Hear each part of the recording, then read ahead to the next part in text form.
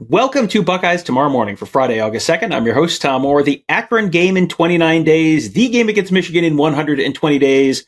I remember when those numbers were in the 300s. We are down under a month to the Akron game. It is starting to feel like the Ohio State football season is really going to get here. Something else that helps with that is we got a chance to watch Ohio State practice at the Woody Hayes Athletic Center on Thursday. We're back there again on Friday. Going to be there with our buddy Kevin Noon of BuckeyeHuddle.com. Kevin, I know every year it feels like the first practice of the season is, you look forward to it. It's exciting. It's great to be back out there and you see everyone again. And, you don't want to read too much into it. But, this was a practice where there was a lot of excitement around that practice. I mean, having fans there certainly helped, but it was definitely you got the sense, okay, yeah, really, Ohio State football is really about to come back. You say fans, I say customers. There were plenty of customers there that paid into the NIL collective, which is good to see as Ohio State is trying to keep up with everybody in terms of collective dollars and everything. But yeah, excitement was real, and the Ohio State's team looked really nice coming out from the indoor to the outdoor, and guys looked like freaks and everything else, and we're not going to see a ton on day one, and that's because the NC2A mandates how many padded practices you can have. You have to have a couple in shorts, and then you can get shells and everything else before you can get up to full pads. And obviously, you have to kind of balance things as well when it comes to you don't want to sit there and take your own players out, if you know what I mean. We hear stories all the time about so and so's been lost. I mean, Ohio State lost T.C. Caffey, the walk-on running back who would have figured into the depth chart. He's lost for the year, but the excitement was high. And, for us media types, we haven't seen each other. I mean, we did get a chance to see a lot of people in Indianapolis at Big Ten Media Days, but it's kind of a homecoming for us all too. Not so much for you and myself and Tony, because we see each other all the time, even though we live nowhere close to one another. But it feels good. It feels right. As Martha Stewart say, it's a good thing. It is a good thing to be back and to have football season right around the corner. And, again, it's day one of fall practice. And I always say day one of spring ball, day one of fall practice. My takeaway is always the same thing, which is in a couple days, we'll find out what this all means. And it's really more interesting in terms of here's where everything started. A week or two from now, what has changed? That's what day one is most useful for. However, Kevin, I know you were thinking right before we started hitting record, he's going to want to talk about the quarterbacks. Yes, I want to talk about the quarterbacks. Certainly, we have enough data now to say extremely confidently exactly what the pecking order is going to be for game number one, right? Maybe not, but what did you see out of the quarterbacks day one? I was going to say, I think that with Will Howard, it was suns out, guns out. He was sunning himself and trying to get a little bit of a farmer's tan, it looked like. But, Will Howard looks like a full-grown man out there. And it wasn't like we didn't see that as much in the spring, but you could sit there and see him in comparison to some of the other quarterbacks, even some of the older quarterbacks, and say, this is a much more physical type of running back than what we have seen the past few years. And that's not taking anything away from Kyle McCord, CJ Stroud, Justin Fields. I mean, the latter two, for the love of God, don't run. We have no depth. Please do not run. We have no depth. Kyle McCord, he's a willing runner, but he wasn't really necessarily a consistent runner. I think what we see from Will Howard is at least he has the body. Now, does he have the acumen to do all of that? Well, I can pop in the K-State film and everything else, and I see it.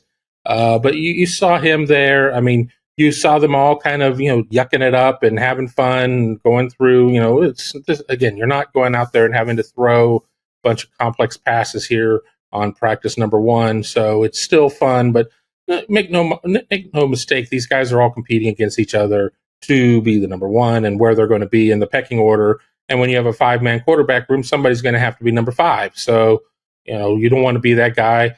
You got to outwork everybody, and that's kind of a good thing to have. And week one of fall practice, before they really dive into it too far, they really kind of balance the reps more or less equally among those 5 guys. So you got a chance to see all 5 guys. I don't think if we're back at practice in 2 weeks that it's necessarily going to be quite as evenly spread in terms of reps among those 5 guys. But it felt like just about everyone had their moments. And this is, there was no 11 on 11, like full pass rush. They're all no contact jerseys. There was a lot of 7 on 7 that we saw, which if you take the pass rush out of the equation, that makes the quarterback's job a lot easier. But there were some impressive plays. There was a long pass from Will Howard down the sideline to J.J. Smith, which ended up being a long touchdown pass. Devin Brown had a nice one to Carnell Tate. I mean, you saw flashes out of all these guys. But one of the things that was really intriguing to me was Julian Sayin, who is obviously a true freshman and probably in that more 3, 4, 5 end of things in terms of the quarterback pecking order right now than, in the race for number 1. But he was just very consistent, very impressive, didn't make the big mistake, at least while I was watching. And Tony said as much on the live show that we did after the practice as well for him that just you didn't see the big mistake. And when Ryan Day is evaluating quarterbacks, the guy who doesn't make the mistake, should have just make consistently good decisions. That's one of those things that, it wasn't the flashiest practice for Julian Sayin, but it felt like that's kind of what the coaching staff might be looking for in some ways. Yeah, what's the difference between a 4-star quarterback and a 5-star quarterback? Obviously, we can go through arm talent and, vision and everything else, but I think a level of good consistency, being consistently bad is not necessarily going to be what's going to get you a 5-star ranking. But, I think that Julian Sayin has all the pieces. He is maybe not going in his first real collegiate practice. I'm not taking anything away from spring ball, but I always am much more excited about fall than spring just because of the proximity to the season and everything else. He's shown that he is a consistent guy. He has the arm talent. He has all those things, but you don't necessarily have to go out there and try to win the job in day 1. But if you go out there and you just royally stink, you could lose the job in day 1 a lot easier than you can win the job in day 1. Exactly. Yeah, it is. It was, you didn't, no one won the starting quarterback job on Thursday, but I think there were some signs of encouraging things for Ohio State at the quarterback position. Because I know that's a spot where there's been some concerns. I didn't walk away more concerned than I walked in, certainly. So that's probably a good thing. And I think that's probably true for a lot of other folks who were at practice on Thursday as well. One spot where there is even more concern about that than the quarterback is on the offensive line. And there was one Buckeye who was missing in action on Thursday. That is Carson Hinsman. Nothing big to worry about. He was not out there. We noticed he wasn't out there, and an Ohio State spokesman said, no big deal. He'll be back. And then Ryan Day afterwards said just had a little bit of an illness and was not feeling good, and the training staff sent him home. He is expected back on Friday. But without Carson Hinsman there, you saw Tager Shabola with the ones. And, the offensive line, again, it's a lot of 7-on-7. I don't know that we saw any, true defensive line trying to pass rush against the offensive line kind of stuff. But, it seems like, listening to Ryan Day after practice, that if it's Tager Shabola at right guard, they feel reasonably confident about that. And, if he's one of your options and you get Carson Hinsman back and Carson Hinsman is a better option, that they feel like the answer to that right guard spot is obviously on this roster at this point. Yeah, my cat is meowing in the background, so apologies for the wild kingdom going on here. Yeah, I think that Carson Hinsman I think that all things being equal, he is the clubhouse leader at this point. Tegra or somebody else is going to have to beat him out for that job. And I don't think that the line is going to be something that on August 28th, a couple of days before the Akron game, that Ohio State's going to say, well, this is our line, and this is absolutely the line we're going to roll with for the entirety of the season. I think that there could be position battles that go on for several weeks there. I don't think you want to necessarily have a case of where you're doing it throughout the entire season and everybody is worried that one bad play is going to mean riding the pine or anything else like that. But yeah, you want to see Carson Hinsman get healthy from the small illness that kept him out of practice on Thursday and be able to get back out there. But I think it's good for Tegra and others, everybody to move up a spot and be able to see some more reps, even though, remember, we're talking about practice. And this is the first practice. So again, when it comes to like young guys, you're trying to have to show them that left is left and right is right and up and down and black and white and everything else. And for veterans, I think you also understand what the first practice is. It's just kind of making sure that you're practicing to practice. When we get into the next week, when we get into the following week, stuff gets real, and then we finally get into install for Akron, and then you kind of want to have an idea of where things stand. And we will have an idea where things stand a little better on Friday. But one thing that I think everyone knows where it stands is Jeremiah Smith, true freshman wide receiver. Ryan Day was asked about him again after practice on Thursday and said, just trying to not get ahead of ourselves with anything, and hasn't stepped on a field or a real game yet and all that kind of stuff. Very clearly one of the starting three, made another big play, made kind of consistent, just consistently made plays. And I felt every time I was watching him and they didn't throw him the ball, like, well, why did you not? It's right there. Why would you throw it to someone else? And there are plenty of other talented wide receivers on this team. Emeka Egbuka is probably going to be a first-round pick this time next year. Carnell Tate had a fantastic practice. But man, oh man, it's just every time we get to see a practice, he always does something that you kind of go, wow, that was really cool. And, you just kind of, it just keeps rolling. I think everyone is trying to sort of ride the brake a little bit on the hype train. And it just kind of, every time we get to see a practice, he gives you a reason to kind of go, well, you can't ride the brake too hard. Well, everybody just stop talking about him until he does something. Well, he has not done something in a game because he's not had the opportunity to play in a game. But I can assure you he's done something in practice, multiple things in multiple practices, because Jeremiah Smith is an alien. These types of players do not exist. We have been blessed in being observers of Ohio State to see some tremendous wide receivers through the years, but Jeremiah Smith is just different. When he ran out, I'm like, he's more physically developed than almost everybody in that room, if not everybody in that room. And he's just a kid. He's just a pup. But, start your little mental DVR file of Jeremiah Smith plays now, because 3 and gone. And that one is probably, I'm sure that I would have to bet $1 million to get a dollar back on that with Vegas odds, because this is somebody who has all the tools, and we've seen players who have all the tools and maybe don't have the mental drive and everything else, but that's not the case with Jeremiah. It would be easy for him to roll in and be like, I'm a 5-star, check me out. He's out there putting in the grind. He's going to be the guy who's going to be. Marvin Harrison has handed the Monarch machine to Jeremiah Smith.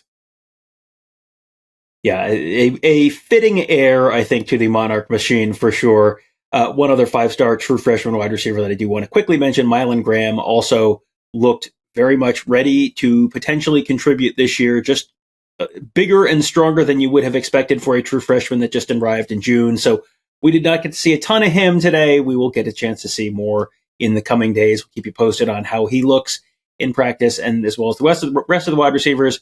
Before I let you go, Kevin, do want to mention real quickly, we're kind of hitting all the offensive players today, offensive side of the ball today, because on Friday we're going to be talking to Jim Knowles, and we'll focus more on the defense on that show, but really just kind of talking offense today.